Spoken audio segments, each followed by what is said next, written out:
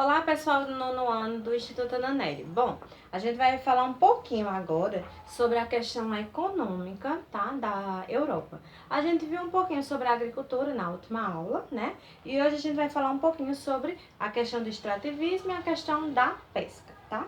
Página 72, diz assim, ó. A atividade pesqueira é bastante desenvolvida no continente europeu, sobretudo nos países setentrionais. Gente, quando fala setentrional, são países do norte, tá? Setentrional é a mesma coisa que norte. Aí, como Noruega, Finlândia, Suécia e Islândia, que utilizam modernos equipamentos de pesca. As espécies que se destacam são o bacalhau, o arenque e o salmão. Então, a gente está falando realmente de uma pesca comercial, tá? Como eu falei para vocês em outras aulas, a gente também tem a pesca esportiva. Mas aí a pesca esportiva é realmente para ser utilizada na época que eles não, em locais que eles não podem pescar, porque há extinção de espécies, ou então a pesca totalmente proibida naquelas áreas ali onde tem reprodução, tá certo, gente? Então a gente tem a pesca comercial, a pesca esportiva, e a gente tem épocas aí de reprodução que eles não podem realmente pescar, ok? Aí, ó, a presença da corrente do Golfo, que carrega grande quantidade de plânctons e atrai muitos cardumes, favorece a pesca nessa região norte da Europa. Então, eles aproveitam, né, toda essa transição aí dos cardumes para fazer essa pesca comercial aí nesses países do norte, tá? Bem próximos aí ao Polo Norte, ok? Aí, a presença de um litoral, aqui, ó, na imagem, tá, gente? A legenda. A presença de um litoral rico em peixes estimulou a pesca do bacalhau na Noruega e o desenvolvimento da indústria no campo da produção alimentícia, que usa pescados como matéria-prima. Então, de todas as atividades primárias, né, que a gente tem aí na Europa, se destacam lá em a agricultura, a pesca e o extrativismo, que a gente vai ver agora. Aí, gente, aqui, ó. A atividade extrativa e os transportes, o petróleo, o carvão mineral, o ferro e o manganês são os produtos mais importantes da atividade extrativa na Europa. Lembrando que tanto eles tinham minas de carvão mineral na Inglaterra, que teve início lá, né, a Revolução Industrial, a primeira Revolução Industrial, por causa justamente dessas minas aí de carvão mineral, tá certo? Aí a exploração do petróleo é feita tanto no continente quanto no oceano. Em razão do elevado consumo, a maior parte dos países da Europa é importadora desse produto. Então, mesmo eles tendo aí uma grande produção, né, no caso, uma grande extração do petróleo, eles ainda precisam importar petróleo de outros países, porque no caso a demanda, né, o uso, o consumo é muito grande, tá certo? Então, eles importam principalmente aí dos países do Oriente Médio. Lembrando que os países do Oriente Médio são onde a gente tem a maior quantidade, né, as maiores reservas aí de petróleo.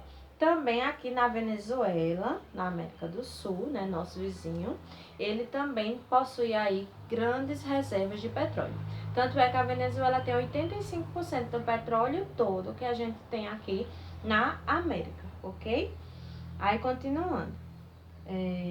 São regiões ricas em petróleo, a parte europeia da Rússia, o Azerbaijão e o Mar do Norte, cuja exploração é controlada pela Noruega e pelo Reino Unido. Um dos fatores que contribuiu para o desenvolvimento da industrialização no século XVIII foi a descoberta do carvão mineral como fonte de energia e como componente para a produção do aço.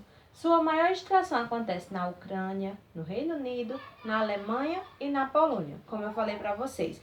No século XVIII descobriram essas grandes reservas aí de carvão mineral, foi o que deu origem à primeira Revolução Industrial, tá? Aí na legenda diz assim: o Reino Unido é um dos países mais ricos em combustíveis fósseis. Lembrando que são três, né, combustíveis fósseis. É o gás natural, o carvão mineral e o petróleo. Aí, sendo seu território muito rico em petróleo e carvão mineral. Aí, quanto à rede de transportes, a Europa possui uma das melhores do mundo, porque investe fortemente nesse setor. Tanto é, gente, eles investem tanto em transporte que nós temos lá os trens mais velozes, né, do mundo, aqueles trens realmente de alta velocidade, a gente consegue encontrar nos países europeus. Eles também têm no caso, transportes muito avançados na região naval, né? No caso, navios muito potentes e muito velozes. Então, a Europa realmente se destaca aí nesse setor aí de transportes, tá? Continuando. As linhas férreas padronizadas atravessam todos os países europeus, favorecendo o tráfego dos trens. O transporte hidroviário movimenta grande quantidade de cargas anualmente e é bastante utilizado. Já as rodovias europeias são consideradas as mais modernas do mundo, junto às dos Estados Unidos. As autoestradas, com inúmeros túneis e viadutos, destacam-se nesse aspecto de modernização. Então, a Europa, né, ela no caso é imbatível aí nessa questão de transportes, tá? A gente encontra rodovias também muito modernas nos Estados Unidos, mas aí a Europa, no caso, ela se destaca tanto no setor hidroviário, ferroviário e rodoviário, tá certo?